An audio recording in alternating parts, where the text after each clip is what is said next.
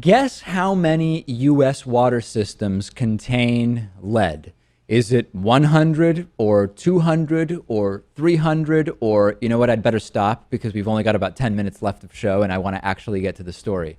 An invisible infrastructure problem was illuminated by Flint, Michigan. There are 5,300 U.S. water systems violating lead rules, which is at odds with the aging infrastructure that is affecting about 18 million Americans. These 5,300 systems have water reaching about 18 million Americans. This is a report from the National Resources Defense Council.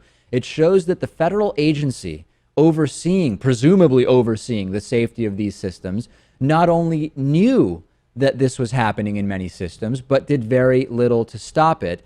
The states are the first line of enforcement on water. And when that fails, it falls to the EPA, the Environmental Protection Agency. And the violations here are pretty rampant, failing to properly test water for lead in the first place. That's number one.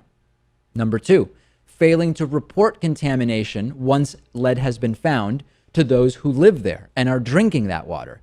And in addition, maybe the biggest failure is the failure to treat the water to avoid the lead contamination. States took action in a little over 800 of these cases. The EPA took action in merely 88 cases, according to this report from the NRDC.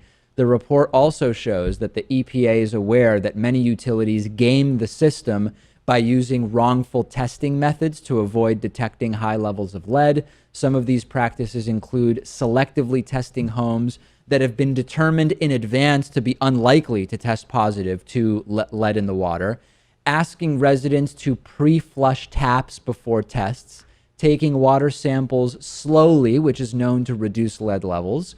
Does the EPA not care about poisoning, or is this a financial benefit to turn a blind eye? I have no reason to think the individuals at the EPA don't care about lead.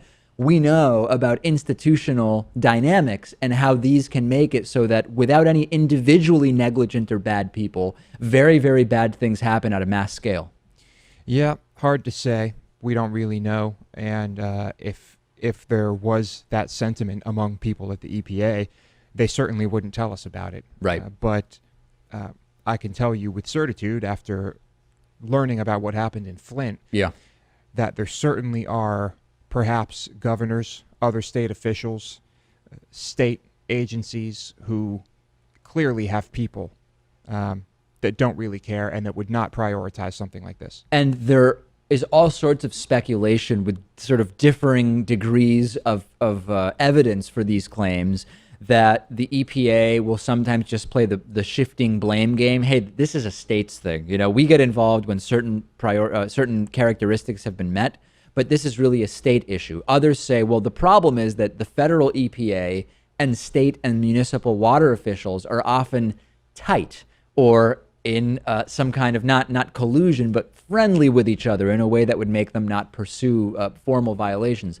This is a real problem. We've done a number of interviews on the water crises of the world, including the drought that we are experiencing, including potential wars over water as a resource. And when you hear that 5,300 municipalities have lead in the water, disaster, absolute disaster.